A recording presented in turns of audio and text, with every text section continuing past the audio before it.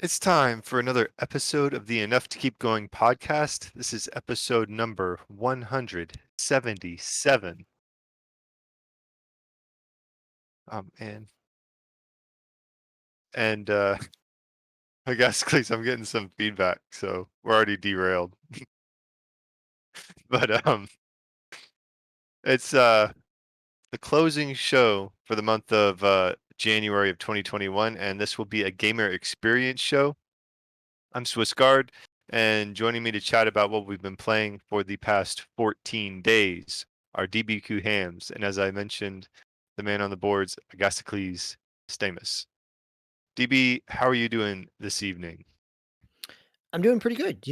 I think that's the fastest we've ever been derailed, but we've run with a whole lot worse. So Well, if there was going to be a host that gets derailed within 10 seconds, it was going to be me. So it's I okay. don't I think, think we started off. We'll start off great, and this is always a fun show, right? This is our what we've been playing. This is kind of a chance to just kind of to chat. I was going to say some other words, but we this is our time to just chat about our games and just kind of wax poetically or maybe poetically, maybe grumpily as well, depending on what we're playing. well, this is, this show allows us to really discuss the reason we're all gamers, and it's that we like playing games. And at some point, we want to talk about them. It can't all be industry news stuff. So, Agastocles, how are you doing? I'm doing pretty good. Some. All right. I don't know what So, else to add beyond all right. that. That sound I have no pithy quips. all right. Every GX show, we have a homework assignment. We call it Picks Plays, and I guess it would have been 4 weeks ago, we would have set this, and it's kind of a theme or a topic uh, that guides a game selection. So, first picks plays of 2021, um, first plays assignment of 2021 was looking at forward for the year, looking at what some of the hot new games that are coming down the pike are. So, look at your most anticipated game of 2021, find a close thing to it in your backlog, and we're all gamers, so we all have extensive backlogs. So this wasn't too hard for us to go like digging and finding something. But apply it to an anticipated game of 2021. Get ready to discuss the experience and getting ready for the new game by playing the older game in your backlog, and see if it gets you excited. Uh, Fortunately, all three of us completed the assignment, which isn't always the case. Um, So we're going to start it out with Agastocles. You played Grid from 2019, and so I'd like to hear about that. But what was the game that you kind of have an eye towards? Well, completed the assignment is very loose use of the term. Um, I mean, I guess so. I don't know. There's a handful of things that I'm looking forward to in 2021.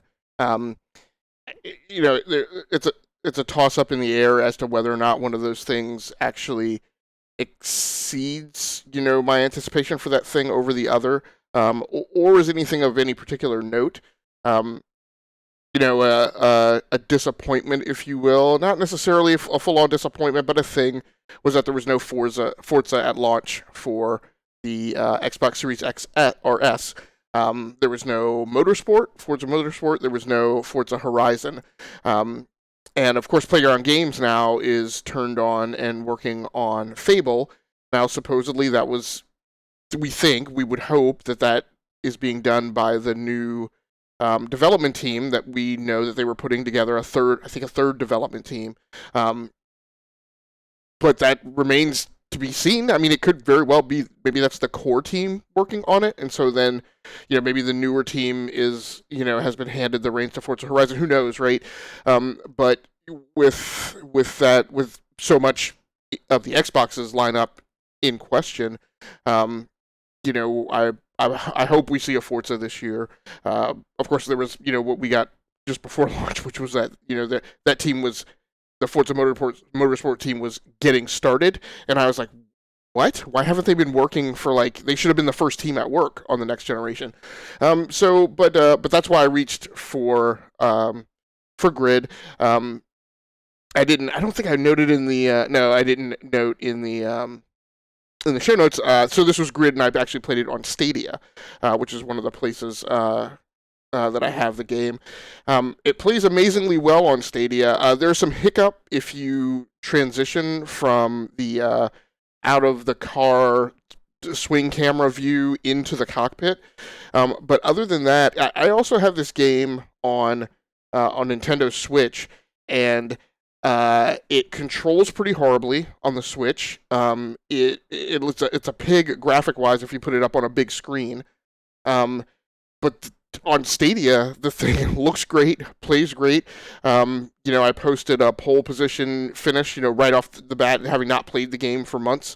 And then, took first place at Silverstone in the Grand Touring Car Championship, leveled up to level 16 or whatever, which is their progression model, and also unlocked an achievement for having completed all of the races in career mode in the touring car class. So, picked up the Stadia controller, played it on my phone out of nowhere, and the game works great. Whereas a few weeks ago, like over the holidays, I was trying to play this on Nintendo Switch, and I was just I was trying to tune the controls in, and I'll go play something else. So once again, I'm very impressed. And of course, this is on my not of course, but I mean, this is on a phone. This is on my Galaxy Note 20 Ultra on Wi-Fi, and the game plays great on Stadia. So, once again, proof, at least on, for my experience of the Stadia technology, but then also in, what is a difficult implementation to pull off in a racing game. I think I mentioned on one variant of the show, maybe a couple of months ago, I tried playing F1 2020 on Project xCloud on my phone, and it was also a horrible experience, in a game that really is highly dependent upon really tight controls. But Codemasters has somehow pulled it off, which, if you're EA, maybe that's part of the reason why you fight, Take-Two or 2K, whichever it is, BBQ, for Codemasters, and then sweep that out from underneath them. So good experience. So if you're looking at 2021 from a racing perspective, I don't think they've announced a date for this yet, but you being an owner also of a PlayStation 5, I'm obligated to ask, is Gran Turismo 7 on your radar? It never is, because it's always an unfulfilled promise, right? They let Polyphony do whatever they want and deliver whenever they want to. So I never put that game on my radar, and then it's always questionable. I mean, to me, over the last since Gran Turismo 4, but 5 and beyond, it's always been questionable what it was going to deliver. An overly convoluted progression model, or something that was super highly dependent upon online play, and really there wasn't that much meat on the bone for single player. So it's always a coin toss, and whether or not it's going to deliver on time is always questionable also. So if it hits and it reviews well, right, I'll let other people bite that bullet and do that science experiment first. But it's not something that's going to go into my anticipated envelope. I'd forgotten that Grid came out to Switch. So, but yeah, I mean, I think on Stadia, the question I remember looking at on Stadia back in December, and my question on it was about if there's any latency in a driving game that could be detrimental to your corners, to your curves, trying to find that right line. So to see that you're playing it on your phone and you're getting a good game experience is a great sign. All right, DB, why don't you stay on the mic and share with everyone your assignment? So my assignment, when you first gave me this assignment, my initial thought was, I'm excited about Gotham Knights. I'm going to play through Warner Brothers Montreal's Batgirl expansion. And I played some, but truthfully, it's more Batman, which isn't bad. It's good. And Gotham Knights, if you get Batman combat with numbers that go up in loot, chances are this Destiny fan is probably gonna like it. Um, so I wanted to do something. Wanted to go and I started thinking about what else am I really excited about for this coming year. And quite honestly, in the early part of this year, there's not a whole lot that is really exciting me except for Kaze. Kaze and the Wild Masks is a game that is done by a small Brazilian studio. The studio's called Pixel Hive, and it is very much a 90s platformer, very much a 90s kind of mascot platformer. Um, Played a demo of it last year. There was a demo that came out during what would have been like the E3 times. So I went back and played through that demo again, and it is somewhere cross between mm, Donkey Kong Country and Yoshi's Island.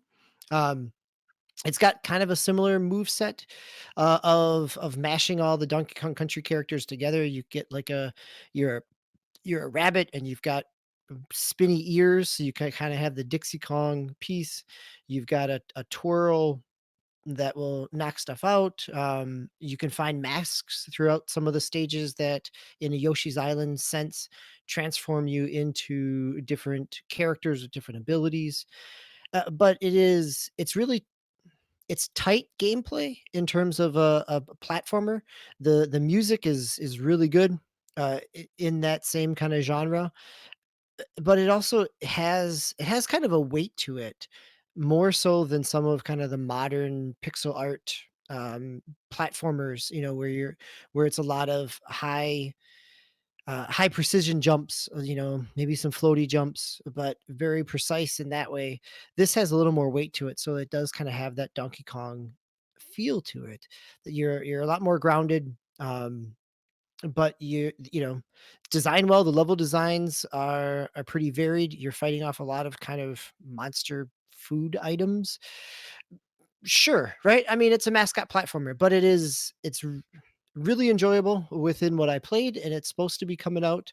It was supposed to come out in November and then got delayed to March, so it's still on schedule to be releasing in March. So I, I'm gonna. It's a quick pickup for me, definitely, and going back and playing through it again now reminds me of how much fun it really is. And you played it on the Xbox. I'm looking at it on Steam now, It's on but Steam. It's scheduled to be on PlayStation 4 and on Switch. I think this is it uh, feels like a Switch type it's game. definitely a logical Switch type game. Yep, very much so. That's cool. That's a little bit of a curveball there. I mean, technically the homework assignment is most anticipated game of 2021. But And I so would say that that is one of my most anticipated games. So we'll take that's it as good. that. I think it's really good though that we can appreciate games that aren't necessarily just all the AAA stuff. So, um, Speak for yourself. all right. So I guess that leaves me, and I went the opposite direction. So DB kind of went this old school platformer. Um, and I did look at some of the bigger releases, although mine, you know, isn't a new per se game. It's like a remaster, and it's Platinum Games Near Replicant. So I had a lot of fun Did you with. play the first one at all? On No, I've only Okay, played Near Automata, okay. but I had a lot of fun with it. So that kind of, for me, that put any of these Near games on the map. And I saw that they were re-releasing this one, and so I chose to play Astral Chain by Platinum Games. And this one is I mean, I guess you could say it's like, it's like a major studio release, but I feel like Astral Chain didn't get as much publicity back in 2018. I think it came out. Yeah, it was like a late August, early September kind of. It Yeah. snuck in before And all the it got and it buried was by the hype of things. and it was a Switch exclusive. So, those are kind of two things working against it. But I had always kind of had it on my radar, this was an excuse to pick it up. So this game is actually pretty like for the assignment of getting excited about it, like getting ready for a game you're excited about. Um, it's remarkably similar in a lot of aesthetic ways to to Near Automata's experience. Like just the menu design, I'm like, wow, this feels like Near Automata, and the kind of like the hub. It's a lot more. It's not as open worldy as like Near Automata or anything like that, but there's definitely like your little hub area, like we had in that game. But I think how I would describe Astral Chain is Near Automata mixed with Ice Climbers and some Sherlock Holmes Crime and Punishment thrown in there for good measure. That is a heck of a combination. So It is. where did the ice climber part come from? So the combat and so in Ice Climbers, don't you have like two characters basically you're controlling simultaneously and they're linked together? That's what combat in Astral Chain is. So the premise is it's like the future and you're like the police department and like this last remnant of Earth, and there's these interdimensional things called chimeras that are coming and terrorizing the last remnants of society. Um, whoever figures out a way to capture these chimera things and trap them, and you're part of the special forces police unit where you're able to control these captured chimeras that they call legions, and they keep them on a chain. So like you kind of like throw it out there and it's like a chained chimera. But um I will say that the combat is not as tight as Near Automata because of this dual character thing. So your main character, you move that person around and you can like do melee attacks or distance attacks you can swap. Simultaneously, you can throw your legion out and the computer controls the legion. It's attached to you by a chain, so it can't go everywhere. It can go the length of the chain, and you can tell it, come back to me, or go out after another guy. You can also hit a button and control the legion with the right stick while you still control your main character with the left stick. And there are moves you have to do where, like, if an enemy charges you, you can kind of split your characters up and like the enemy gets stuck in the chain and you can flip them down. There's things where you can send your legion and surround a bad guy and it like catches them, like chains them up for a moment so you can hit them. So there's all these things where you sometimes are controlling one character while the AI controls the legion, and sometimes you're controlling two characters simultaneously. And it's cool, but it's hectic. It's a little bit hectic. So I may have missed it. Did you? So this is not your first time playing this, right? No, this is the first time.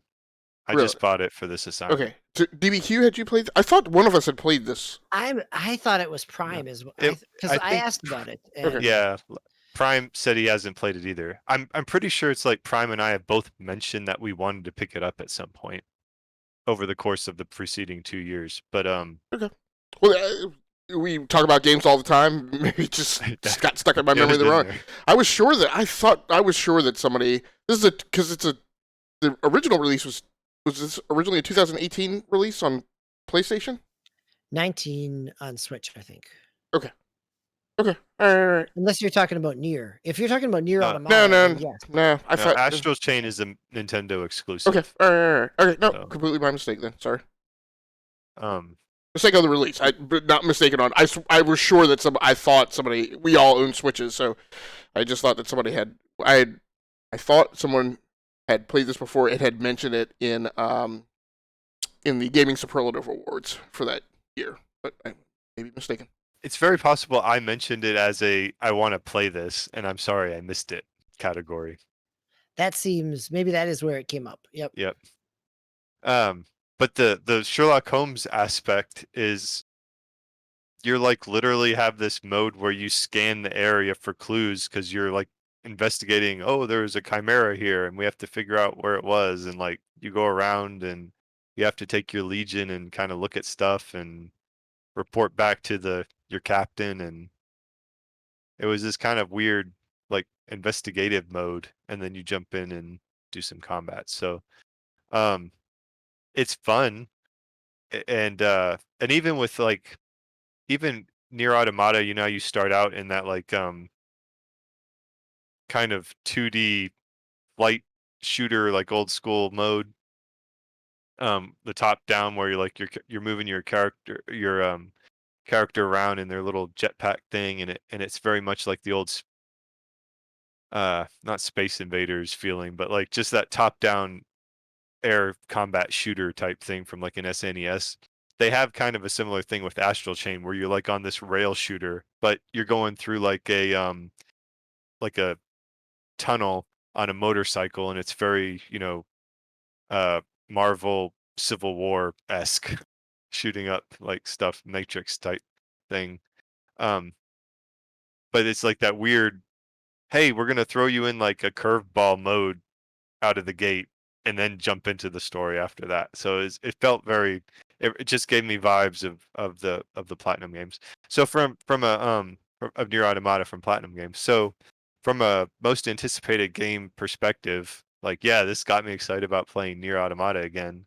And it's cool that I had an excuse to kind of go back, and it wasn't in my backlog, but it had been on my radar for a long time. And I'm eager to see how the combat develops, because I'm already seeing things in like the levels where it's like you need this legion to break this open and unlock this. So I hope there's not too much backtracking, and I hope that I just need to get more adept at the combat, because you know it's just maybe takes a little bit more skill, but So, it's pretty cool. and I apologize. This first segment of the podcast, I'm always a little wonky because I'm, over here with the engineering stuff. But so are there different legions that you get along the way? Yeah, Okay, I've all right. only gotten the first one so far. Like I've just gotten to like there's a story point, and I have a feeling like they do something where you're the one with the last legion, and now you have to get some other ones. So I think that's where I'm at now. But that's not too far in, so it's not really a spoiler. But sorry. Uh but yeah, so I can there's like little symbols, and they're like you need the arms legion or whatever to break this open, or you need the whatever legion to dig that up. So I have a feeling you're gonna be able to switch them out. I'm only about 3 hours in, 2 to 3 hours in, but far enough to beat the first boss. All right. So the next segment we have new releases, and DB has two. So these are games that have come out in the last, I don't know, how long ago did CyberShadow come out? CyberShadow just came out this week. So Okay. it's on Xbox Game Pass, it's on Switch, PC. CyberShadow is developed by Machine Head Games, which is a one-person studio. Um, and they got picked up, or he got picked up by Yacht Club Games a few years ago to help finish this off. And Yacht Club Games is the Shovel Knight creators and all the various iterations of the Shovel Knight franchise that they've continued to put out. So it definitely kind of it harkens back to that 8-bit aspect. Somewhere, not quite as pretty or fluid as 16-bit. It's definitely has that 8-bit feel. As somebody who rented and sat on the floor of his bedroom with his cousin and finished Shadow of the Ninja, the two-player NES game, which is now on the Switch NES Online. This feels very similar to that in terms of its style. It's a bigger character, but it's got that. It's not quite as fluid and quick in the jumps as Ninja Gaiden. I've heard some other people kind of compare it to Sunsoft's Batman back in the day as well. So, and partly because of some of its movement, but you've got a blade. You eventually end up with a couple extra skills, like a downward thrust and a couple of outward and upward and circling arts that you would then have, similar to what you would get in Ninja Gaiden in terms of secondary skills. Um, yeah, overall, it's really tight, in terms of its movement and its combat.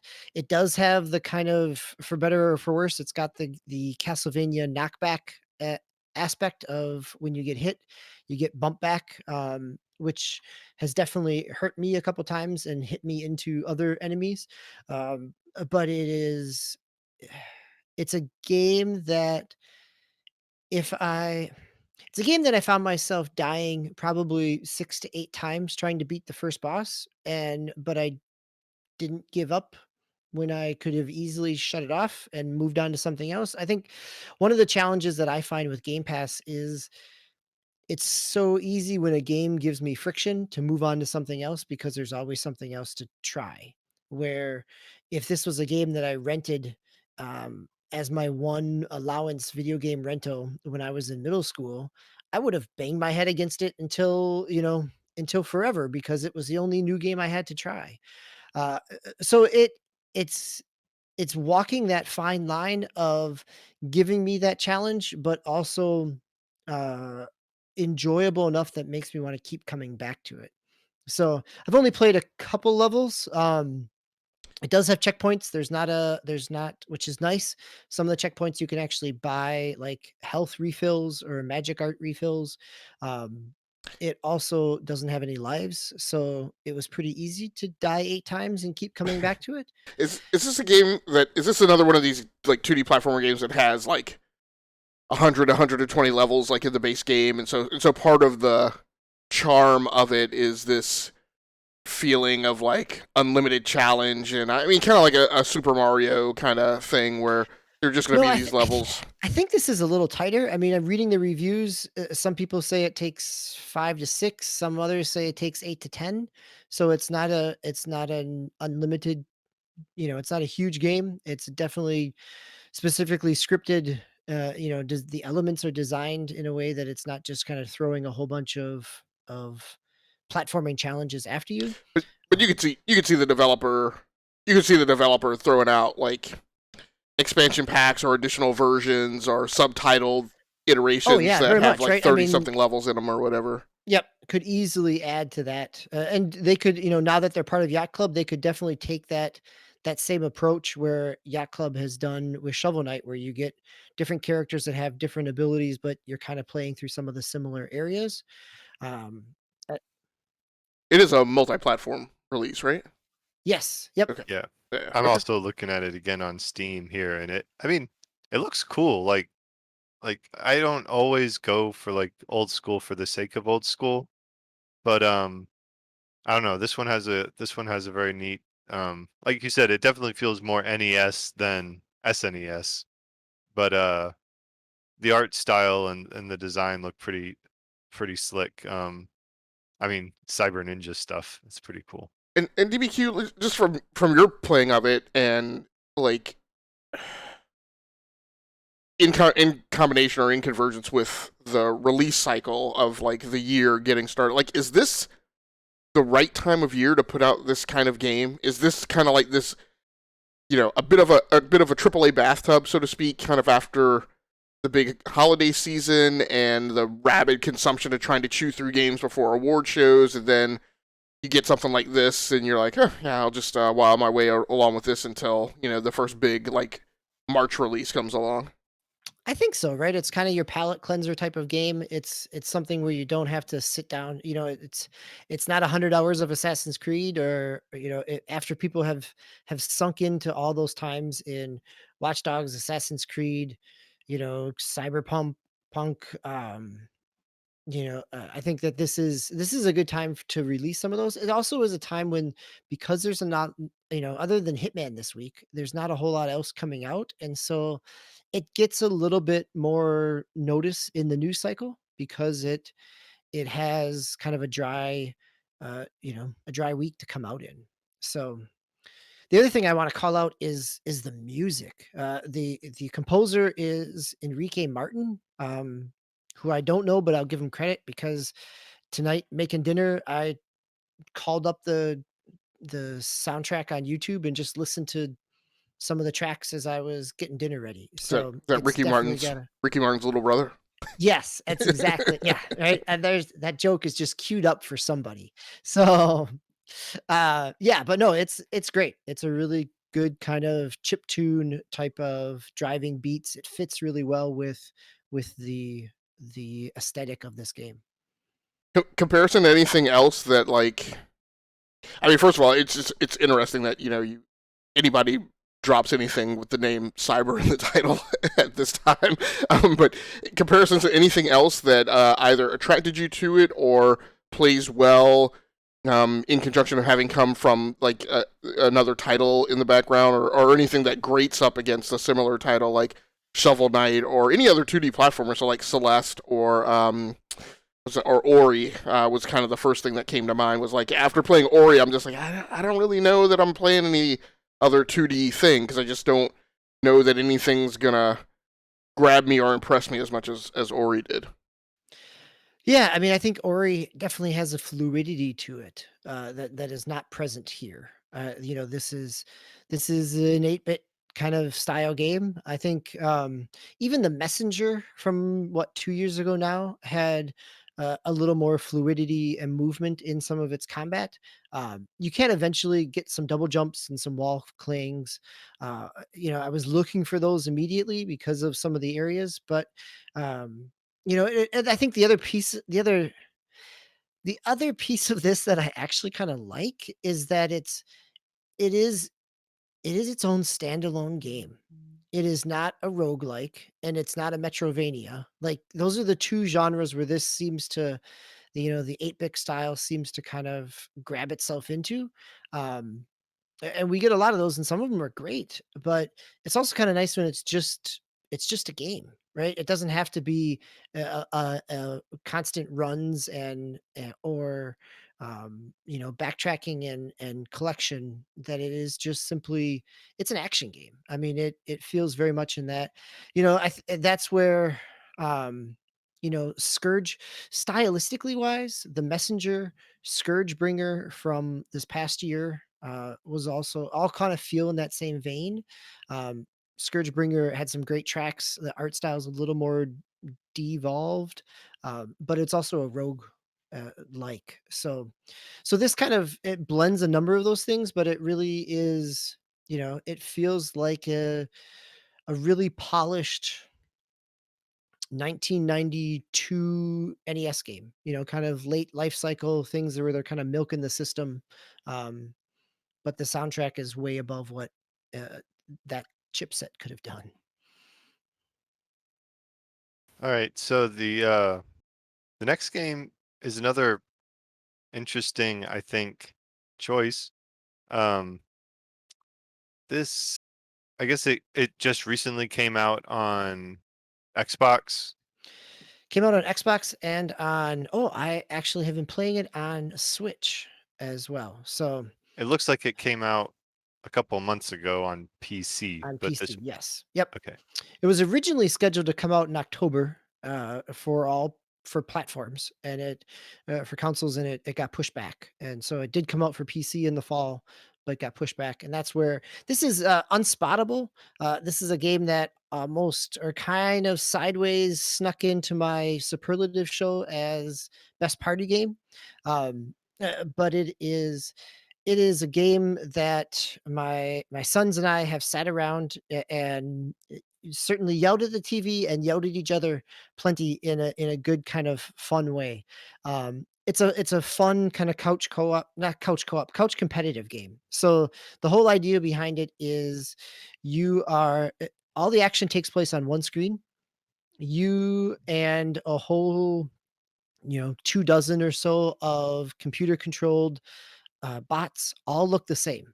And so the idea is to punch out the human players, and the last human player standing wins the round. So you could have, you set it to 6 rounds, 10 rounds, 10 points. And there's a whole variety of different boards. Like there's a supermarket, and you can win by punching out the human players or by grabbing the groceries you need and getting out of the store before you get punched. And then you'll get 2 points versus 1 point. There's a playground where you can, talk to the certain kids that kind of walk through. Uh, um, there's also fun places like a workout, a gym where there's a rhythmic kind of, aerobic going on, so all the characters on screen will punch at the same time on the count of 3. So if you miss the timing, then that might give you away of who you are. Or if you stand too close to a computer controlled one, you might get punched by one.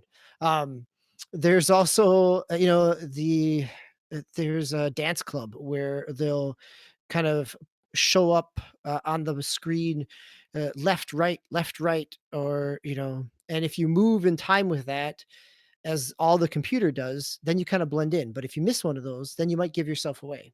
So there's a whole variety of different boards that give you a chance to kind of either blend in or totally kind of go rogue and just start punching all the enemy robots as well. So, So so which we've what pardon? why would you play this? Why would you spend time in this instead of Among Us? Because it sounds like, although graphically may be different, it cuts a lot from the same cloth in some ways. Or am I thinking about it wrong? I mean, Among Us, it plays like Werewolf, where you're not all on the same screen, right? So in this case, it is it's almost like a game of, I don't know, like a game of freeze tag or red light, green light. Like you're trying to spot somebody who is not, trying to be the odd man out. Where I think in Among Us, you're all in you're in a enclosed environment, but you're not seeing everybody at the same time most of the time. Sometimes you are. And so then that idea of the lying and kind of the subterfuge that Among Us can bring is different here. This is very much like, it's a Mario Party mini game and it's $12. But it is also, it's an honest Mario Party mini game, right? Like, you're not going to get extra stars by being the one, you may get a nice little banner at the end that tells you you've been punched in the face 12 times by another character, which I did. Um, but you don't get 3 other stars and suddenly you're in first place because of it. So it's $12.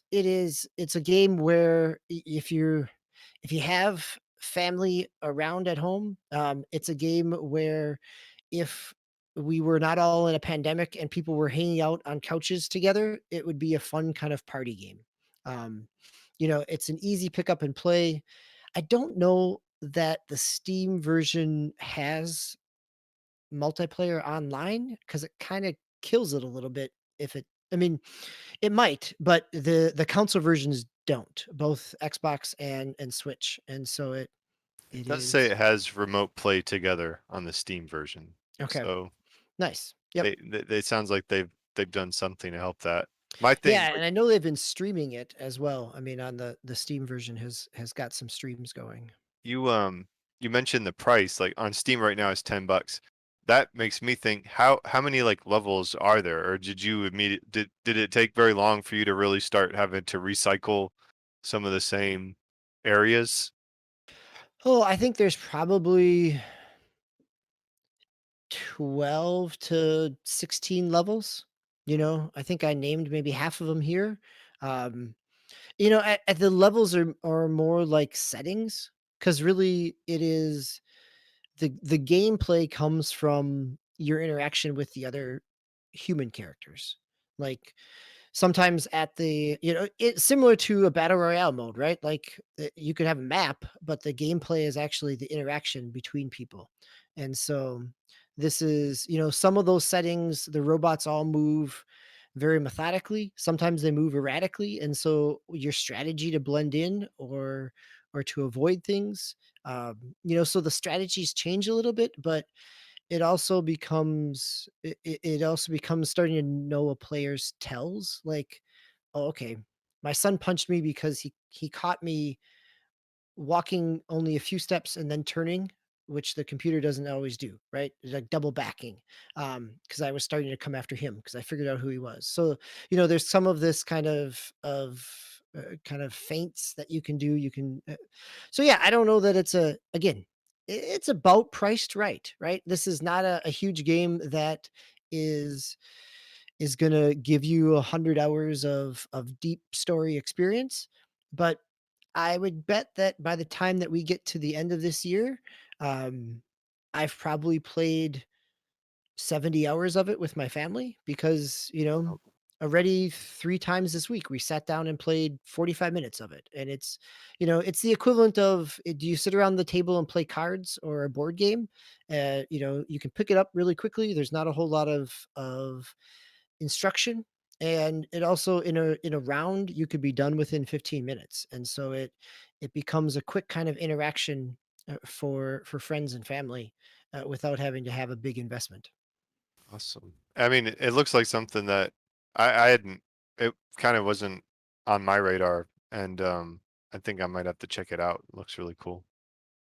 Yeah, it might be fun for the family to sit around and, you know, see who hits who in a very friendly kind of video game sense. Yeah, well, uh, real fast.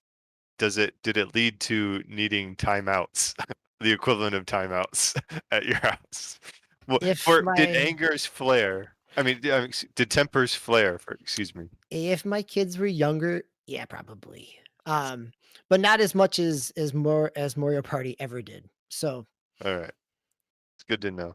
Um, all right, so welcome, listeners, to segment 3 of tonight's episode, the round robin. So this is just everything else we've been playing. If you've been a regular listener of E2KG, uh, we tend to play a lot of different things over the course of the 14 days between each episode. So, Agascles, um, you went to one of your staples, it seems, and I'll be chipping in because I also played quite a bit, and he's kind of converted me much like you and DB did to Destiny 2. I'm starting to feel like I'm being integrated into a new community um, due to your guidance. So, World of Warships. Yeah, no, I feel bad because you do get pulled in, and then you're on these games, and then I like drop them and go, and sometimes don't come back or not come back as frequently. But I have definitely been on World of Warships. Yet another game that, in DB's words, is like a thing that you don't get in to spend like 100 hours of a story, but yet when you look up and you look at your time, like I have 110 hours or so in World of Warships. So just the standard thing, like picking a tech tree and continue to move up. I was surprised. Two things caught me off guard this time coming back. Number one, the Commonwealth tech tree seems to be gone, and I think that's because I hear that they're rolling out, a more dedicated tech tree. It was always kind of the Commonwealth was just kind of always an eclectic, like group of individual ships with like no depth in the tech tree. They were just like individual ships. And I have quite a number in my armada. But like I said, I hear that they are actually cranking out some dedicated tech trees for those. Um, The other thing was the commanders being revamped. yeah, so the commander skill tree got revamped. I mean, enough that now I feel like I need to pay attention to it because it's never commander skill trees have just kind of always been like an oh by the way thing that I like dabbled in but didn't really pay much attention to, but now I feel like it's one of the key advantages that people are really dumping a lot of time into. And so some of the big changes, again, I haven't personally delved into application of these myself, but some of the big changes that I picked up on from reading the release notes and watching some of the release videos for this new version 10.0.0, I believe is what we're on. They may have updated the patch to a 10.1.0 or 10.0.1, but you now have skill tree tabs that are warship class specific. So a single commander will have skills that are specific to destroyers, a tab that's specific to cruisers, a tab for battleships, and a tab for carriers. And those skill trees can all be different depending on what class they're in. And then I believe you select whichever one is active for that round or period of time or whatever. And so, like I said, I haven't really read a lot about like the specific like strategies and approaches to commanders, but tangentially from what I've seen from other articles, I guess, whereas I have like an individual captain in each ship, what they really want you to do is have a consolidated roster where you only field, a certain number of captains and pump all the XP and experience that's gained from constantly using a small number of captains and put the rest in reserve. So that's one of the triages that I kind of need to do the next time that I am in. I'm thinking that those captains are only usable on ships from their country of origin. So I've got a little bit of every tech tree, and again, I know that there are some people who like focus on 2 or 3 tech trees only. So I'll have to review that. But I had a great time. I spent a lot of time playing, whereas in the time before this, I spent a lot of time playing in battleships and cruisers. I spent a lot more time playing destroyers and cruisers this time, and a lot of the very fast ships. So not being on comms with everyone is still kind of creates some difficulty. So in one instance, I went all the way over to the other side of the map. There were a bunch of battleships who were staying back off the battle and just kind of lobbing shells, but they were acting like as a flotilla or a group in and amongst themselves. And I ran over there as the one destroyer and smoke screened all of them as the other battleships were lobbing shells back. And then I had one guy come up on chat and say, hey, thanks. I really appreciate that. And I was like, yeah, no problem. Please cover me while I go in for my torpedo shot. And then, like, none of the battleships provided any counterfire during the time that I was. And next thing I knew, I was like in the middle of like 3 enemy battleships, and so I went down pretty quickly.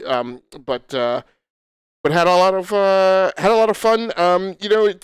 They didn't always do this, but of course now they have bots in random battles, and so that creates some different dynamics. Some of which a lot of players feel are not favorable dynamics, but it's a thing. So it's always interesting. Every random battle is not created equal. So sometimes you go up against teams of all human players, and then sometimes you go up against teams that are like, half bots. So. I don't know. And how about you? What has your experience been like?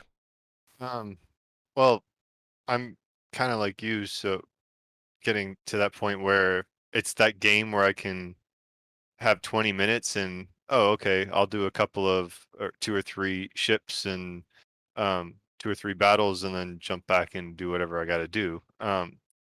Which is welcome because most of the games that I play, I always feel obligated to make sure I have like an hour or an hour and a half block of time to just sink into it, and I don't always have that. So this is kind of a nice filler game, and I've certainly grown more appreciative of the different classes of ships and understanding kind of their roles in the game better.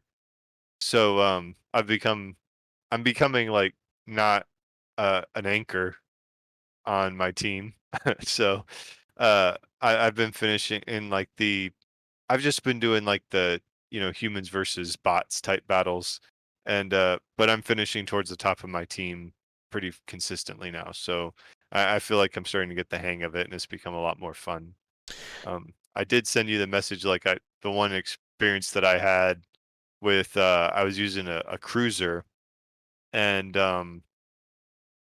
I basically kicked off like this like epic sequence when I tried to do a torpedo, like launch some torpedoes at like a battleship, and like half of my salvo hit the battleship, and then half of it hit the enemy destroyer behind the battleship. So like I took out a destroyer and weakened the battleship, and it was pretty quick to get rid of the rest of that battleship, and like right off the bat I had 2 kills and was able to kind of build off of that. But it's a lot of fun. I'm trying to use my destroyer more intelligently, like throwing the smoke screens down, getting in, popping out, and then popping back in if I have to do a torpedo run on a battleship.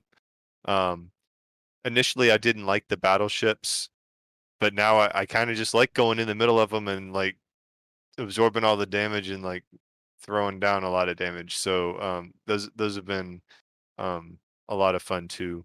And Yeah, I don't know if it's common for the battleships to have the secondary guns or if that just happens to be on the tech tree that I'm on. Because I'm only playing like one tech tree because I don't play it a lot. I don't have a lot of time, so I'm focusing on the Japanese tech tree. no, But the when you ba- get in there, it seems to do a lot of damage. yeah, the battleships and cruisers both have, the cruisers maybe not all the time, but typically cruisers and battleships have secondary guns.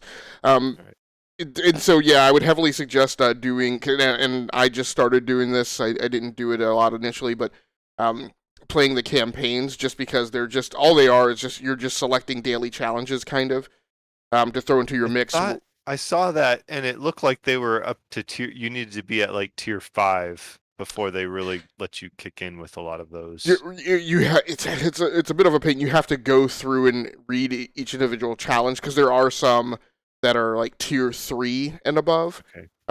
So there'll be some that may be available to you. You may not be able to complete a whole tree of campaign challenges, which means you may just get blocked off from all of the challenges till you're up to tier 5. But there should be some fertile soil for you to kind of till there. The unfortunate thing is, like I said, you do get locked into these corners that it's hard to get out of. Where I've completed all of the challenges for the first campaign, but the final challenge is that I have to score 2,000 XP in a single battle. Right, so I either have to in playing co-op, I got to take out basically all of the ships on the side by myself, or I have to stack like just a ton of like flags and camo and stuff in random battle, which makes it feasible. I mean, you can if you buff enough, you have enough things that have like plus 300% XP and things like that. But you have to do all of that, and you have to have a really great round, and so like the cost of fully buffing yourself out with a bunch of signal flags and camo, and then potentially not getting the 2,000 XP, or losing a round is just a daunting thing to contemplate. So, but there it is. All right. I'm sure we're going to have more World of Warships talk because I plan on playing it, and I'm sure Agascles and I will get together at some point. And I wouldn't say dominate because I don't trust myself, but I'll try to stay out of his way. Let's put it that way. All right. So the next game on the list I'll take Civilization 6. So I picked this up back when it was free in the Epic Store, as did a lot of the members on this other Discord server, like this Catholic Discord that I'm on. And nobody got around to playing it, and finally the folks on the Discord were like, "Hey, guys, we need to play this." So I'm going to give this a review from the perspective of multiplayer rather than just in and of itself. I know we've talked about the game a little bit, and it was a lot of fun. Like I hadn't I will be honest, I had not played 6 at all up until this point. Like, I mean, I played 4. I played a lot of 4. Played 5. Never played 6. So the thing with like the districts and everything, I kind of had to read up on quickly. But playing online multiplayer Civ 6 or Civilization was kind of a new experience. It's nice that the game kind of lets everybody do it simultaneously, their turn, and really you only have to kind of wait for stuff if there's like combat going on. So early in the game, everybody just does what they got to do, and you're really just waiting on the slowest person. But it's not like a taking turns. That speeds it up. I felt though that once it kind of got into the mid game, that it definitely felt like the game was struggling to keep track of everything, and like I'd be like telling something to move, and then the game couldn't is like, am I supposed to move you on this turn, or like it was hard for me to tell whether was this unit like, do I have to like, is he really idle or is it on the next turn and I have to wait? It got confusing. It's hard to explain, but it just felt a little bit messy. Laggy is not the right term because it's not laggy in terms of performance, but it like like render performance or anything like that. It was laggy in terms of like the game mechanics, if that makes any sense. It How was. many people, how many human players were in your I've in that played game? it. I've had 3 sessions. So the first one was about 6, and then both the others were about 4 or 5. And so, and we had a mix of Steam and Epic players, so that was fun. So, Uh, so what you're saying makes absolute sense. Like even playing by yourself, like we're all very familiar with that whole phenomena of like the first 20 turns or so of Civ like go incredibly fast when you don't have anything. But like if you play like I always have animations turned on, and then we've gotten those campaigns where you're in the mid game and like a turn is like 50 something units moving, and it takes forever. Like go make a steak, right, and come back for the turn to be over. So yeah, it's hard for me to imagine. And I'm the type of player. Like I used to go to these nights. I went once, maybe twice, where I had lots of friends who I had friends who got together in big groups and played Risk. And I'm like, and this sounds very similar, and like I can't do that because I like fall asleep. I'm just like this game needs to be tighter, and we need to wrap this up. Like going the infinite turn-based strategy game, I just can't stick with. it like I said, I played 3 times. I'm eager to play some more, so it's kind of become a thing for some of us on that server. But that's definitely a problem. So we're actually pivoting because we had played it basically for 4 or 5 hours, and then it's like, all right, you seem to be in the lead, so you win, and we have to quit because we all have, well, it's a mix of guys like me with kids and like college kids, so that don't mind staying up till 2 a.m. But so how much does diplomacy play into the mix? And that's what I was gonna get to next. Yeah, go ahead. And it might be just the culture of the server, but most of them just kind of naturally were like, it's us against the computer. And then you had a guy like me who was very Machiavellian, and I was jokingly banned for multiple weeks for warmonger penalties. So, because on multiple occasions I was, well, on all 3 occasions I was the guy that started wars. So, the first game I was Japan, and I was like wiping this dude out, and he just seemed to hang on and just was hanging on and hanging on. And it turns out another player had been giving him gold every turn just to make the war go longer, which was, I thought, like, ingenious. Subsidizing his war effort to Yeah, keep you basically. tied up on the Eastern Front. Yep. And the funniest thing is the fellow that was subsidizing the war is actually a priest. So and so like you'd think he'd be, no, he's like, dude, total he's civ, he knows his civ, but it was just the contrast was funny. But in another game, I was one of the civilizations where like if you build one like horse archer, it actually produces 2 units. So like I just like boom, man, I was the Mongols like across the steppes. Suddenly you're Zerg rushing everybody. And, Yeah. yeah.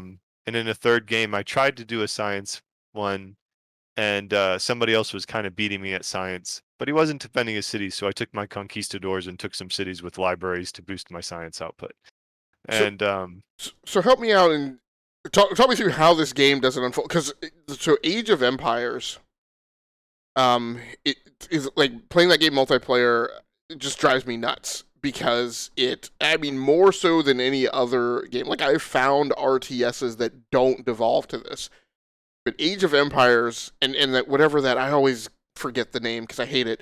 That Star Wars mod overlay thing that they did. Galactic Battlegrounds? Yes. So explain to me how Civ doesn't become just always break down into like a tank rush or a technology rush, because that Star Wars Galactic Battlegrounds always broke down to people rushing to get to the AT-ATs, and then they would just and then I feel like that depending. I think you just set your goal for like what kind of victory you want. Because in Civ 6, you also have like I think you have a culture victory.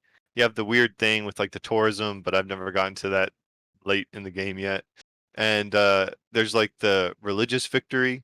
So, if somebody wants to, I think it's just the culture on this particular server, it's like, I'm gonna go for this victory. And then everybody just kind of is nice to each other. Um Moving forward, we're actually gonna try like like the it's like the email chess version of Civ, where like one person gets a turn and then it like sends an alert and then you take your. So it's going to be much more like long type of game, and it'll be interesting to see how that turns out. But um when I play Civ, it always turns into me getting as far ahead in technology as I can, and then rushing with conquistadors or rushing with, whatever I happen to be at an advantage against the CPU or whatever. And I guess that's just the way I like to play it. Yeah, as somebody who rushes to be the first to gunpowder, yeah, I can appreciate that strategy. Yeah. Um. So it'll hopefully in the next coming weeks or months, I'll circle back and talk about that experience of like a old school way of playing a multiplayer online game. Um, Pre-internet day. I don't know, but all right. So let's jump back to a guy. Well, we'll go with DB this time. I'm gonna swap 3 and 4 since DB hasn't had the mic in a while.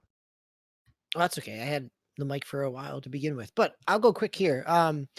I picked up PGA Tour 2K21, which is made by HB Studios. Yeah, HB Studios, which is the golf club team. I also didn't realize that HB Studios was involved with the most recent iterations of NBA Live, which was surprising. But yeah, this is the golf club group that was then, uh, is brought under the 2K banner. Um, it still has some of those similar mechanics of the golf club in terms of its depth and its stick swing. I played Golf Club 1, Golf Club 2, one of the two. It was on Game Pass for a while. This has a much better onboarding, a better tutorial, a little more nuance in terms of being able to set your difficulty. I'm playing at the intermediate level, so my stick swing and straightness does make a difference, but it also has a whole lot of options. Played both a little bit of the tour, and then also multiplayer as well. And the multiplayer part is kind of strange because you're basically both just going. You're not waiting for the other person. That if the other person's ball kind of crosses an area that you can see, you'll see it kind of jet across the screen and bounce. Or if you're both on the green at the same time, you'll kind of see an outline of where their ball is. But it's not like you're not taking turns. You're not seeing how they hit. So it also ends up in like if I have a good hole and my other play person I'm playing with has a rough hole. I'm waiting on kind of just a loading screen, staring at golf carts in a clubhouse until the next person gets done and the round moves on. Um, so it's a little clunky in that way. But it works. It also makes for it's a much faster multiplayer game that way because you're both just playing you know, you play your hole. You don't have to wait for the next person to kind of size up and take the measurements and figure out what club and shot and spin. So you can just keep going. And so that part it kept the pace going. But it works. It was very much like, okay, I finished out my hole and now I'm gonna sit in the golf cart and wait for my partner to get done. How It's long got were that you? kind of feel. How long were you waiting? Not long. Potential. Okay. I think one hole he was jumping back and forth across the green and just had a rough hole, and I think probably then I waited maybe 2 minutes at the most, right? But probably not long. Like 30 seconds was probably average. I mean, it is just a matter of how long it takes the next person to finish. So it's not like it it it loads quick. I mean, I'm playing on Xbox One. There's a quick load to everything, all the, there's not a whole lot of loading screens to get to the hole, so it's not like I'm waiting on the system. It's just a matter of, it could be worse if we were playing, like if you played a four-person, multiplayer match, you could be waiting even longer. But in theory, probably not, because you're all going at the same time, so it kind of keeps everything kind of tight that way. Um, the tour mode is, you can start in kind of amateur and work your way up. You can set your difficulty, but it's, it's fun. I mean, I say this as somebody who the first game I bought for the Super Nintendo was PGA Golf. One of the first games I bought for the DS Lite was True Swing Golf. I like a golf game.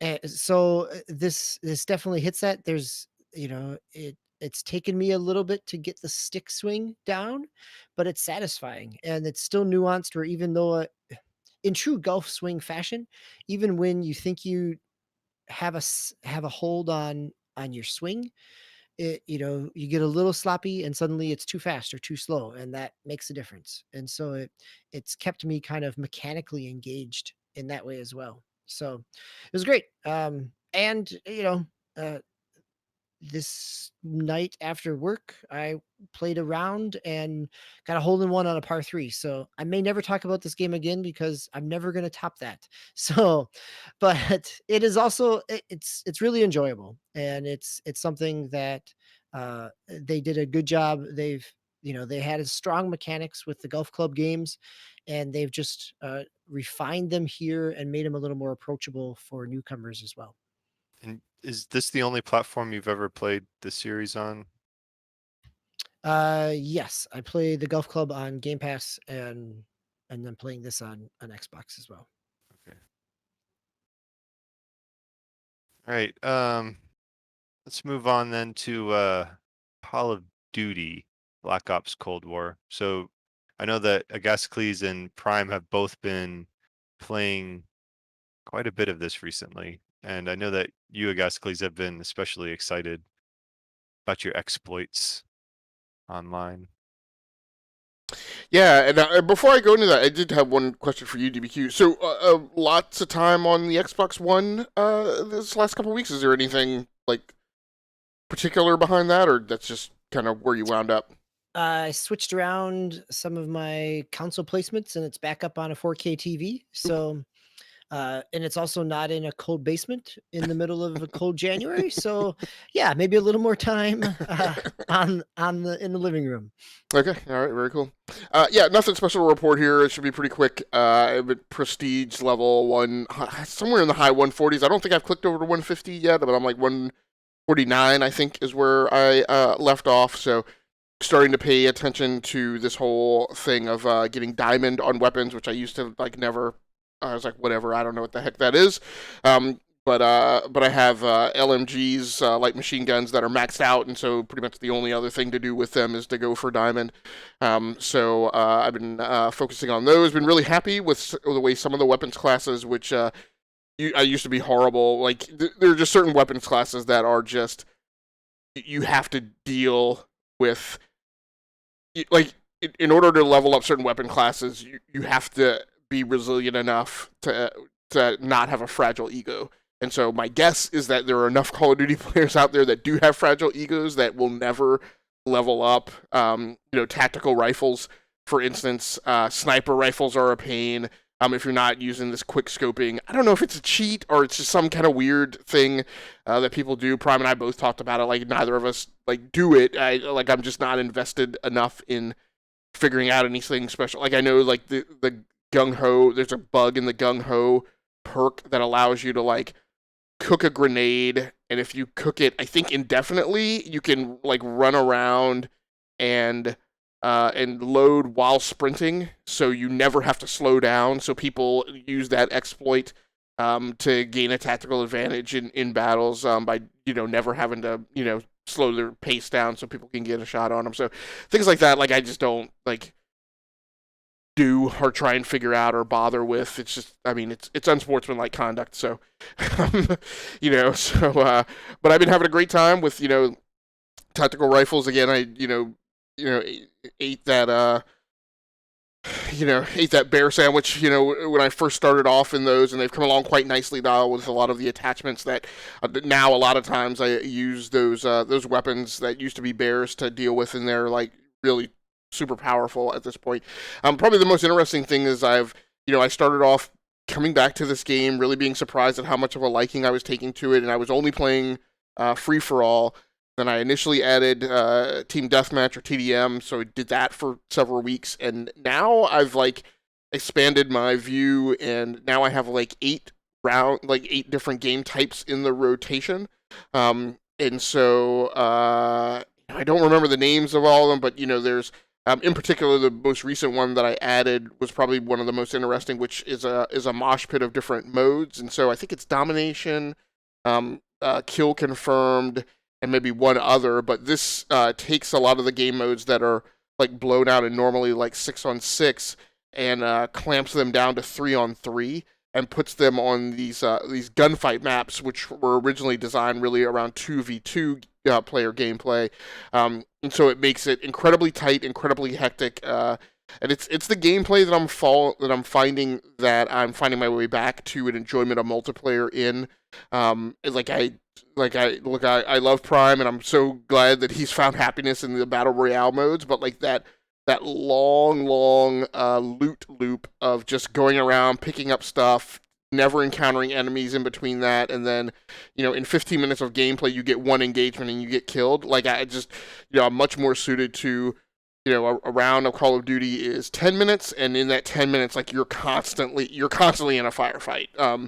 And so and the metrics of those engagements, you know, down at the seconds count of scale become super important. You know, whether or not you win your 1v1s is huge. You know, whether or not you move around in a group and make more and more of your engagements 1v2 are huge. So having a great time. Kill confirmed is probably one of the more interesting. Like I said, I think it's the last one that I added.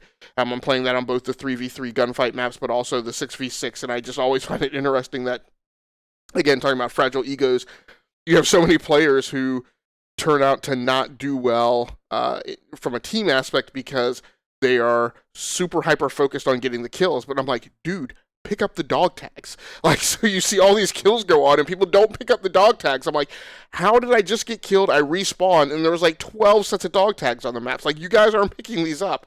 So yeah, I don't know. It's super interesting, and I'm having a great time playing that as well.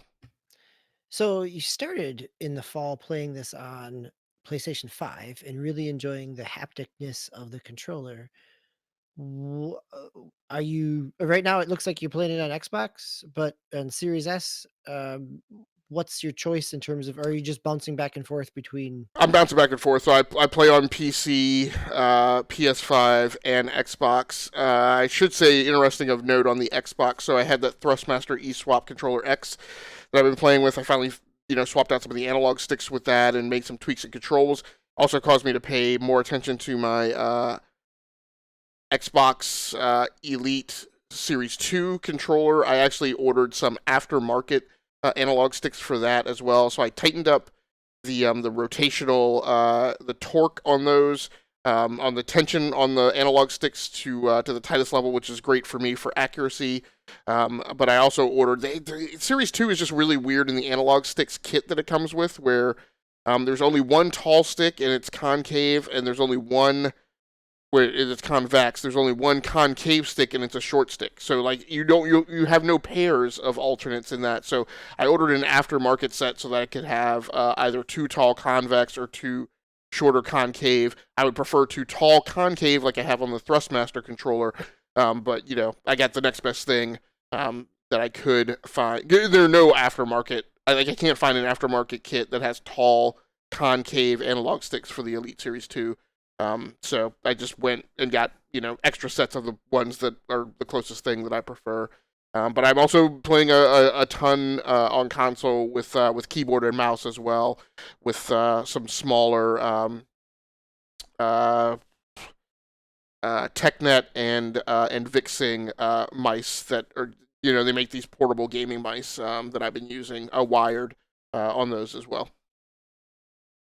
I was gonna ask, like, was there? My thought would immediately be like keyboard mouse. You're gonna be the most effective at. So it's interesting that you did pull those over to the console side. Yeah, and again, I learn more and more. I've always kind of thought of Call of Duty as this incredibly simplistic experience, and I learned more and more of how deep the well goes. And playing on keyboard and mouse now and seeing the way I move, I realize now, I was like, oh, these guys have been playing on keyboard and mouse, because there's no way that you do like the crazy legs when you like run up on somebody, or that somebody does the 360 circle strafe on you, unless they're playing on keyboard and mouse. So yeah, I've learned my lesson that that's one of the reasons why I've always been on the low end of the leaderboard every round, which is no longer the case. All right. Does anybody have any other games they want to hit really quickly before we wrap it up for the evening? Okay, so interesting mix of games this week, as it should be. Next week is a deep dive, and the following week after that we'll have our picks plays. I need to announce the next picks plays. So lots of sites and shows are still exercising the last round of Game of the Year energy for 2020. We kind of went over that back in December with our superlative show. But stuff trickles out still. Some of these awards. Anybody? So the Gascles, you kind of keyed this up, but has there been like a shift in anybody's kind of focus as the year's gotten started? Like, I feel like DB probably kind of has pivoted a little bit, so that's kind of interesting. But the picks plays is to kind of look back at your game of the years from 2020 and kind of spend a little bit more time with them in terms of looking at what you like in games and looking at what you're going to be playing in 2021. Check the contrast and just kind of a little bit of a bridge assignment, I think it sounds like. Is that kind of what you were going for? Yeah, we figure out a way to map our superlative. There is no Game of the Year category in our superlative awards. So over the years we've identified like which of those categories are closest to Game of the Year, and we asked that question. In particular in the last couple of years. But we also sometimes don't talk about them a lot because, again, it's the end of the year. There's that flurry of games. I would contend that I want to say like 99% of the time, most of our GOTYs are a holiday release title or something that has come out in that September timeframe. So a lot of times we haven't gotten as much time to play them, and we certainly haven't had the isolated focus on them. So I threw something out that would give us some time to kind of hyper focus on that game again in this kind of quiet time of the year where there's not a bunch of new releases. But also, we talked in the year in review episode about just kind of how we were approaching gaming in 2021, and in a lot of cases, those approaches that we talked about are different or contrast against what was listed as our game of the year for 2020. So I also wanted to kind of give an opportunity to kind of talk about, if somebody was going to play something that was, far and away different. Like I know for me, my game of the year last year was Ghost of Tsushima on the PlayStation 4, but now in 2021, I'm much more focused on, persistent progression games, so more of like a Destiny 2, Call of Duty, World of Warships kind of thing. And so, what I play for this assignment may be starkly different from Ghost of Tsushima in terms of that model and that framework. Right. So that's an interesting way to look at it. Like for me, when I read the assignment, I just immediately thought, all right, I got an excuse to jump back into Ghost of Tsushima.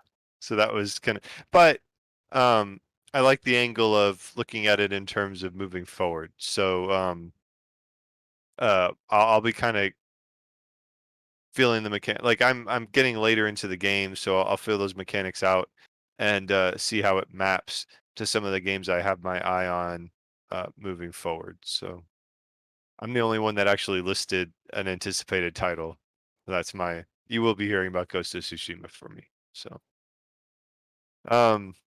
next week is the deep dive, and I believe, so, last week we had our, DB Prime and I had our deep dive, and it felt like Friday morning and forward, there's been a lot of interesting news that have been breaking. But, we never worry about it because we know the next opportunity to really delve into game industry talk is but a short time hence. So for us, that'll be next Thursday night. All four of us will be scheduled to be on, and it will be hosted by Osiris Prime. So I hope you join us. I'm seeing what's in our news slate the last couple of days. I think we'll have a lot to talk about, so it'll be exciting. All right. For Gasicles Stamus, DBQ Hams, I am Swiss Guard. Thank you everybody for joining us, and hope to see you next week. So long.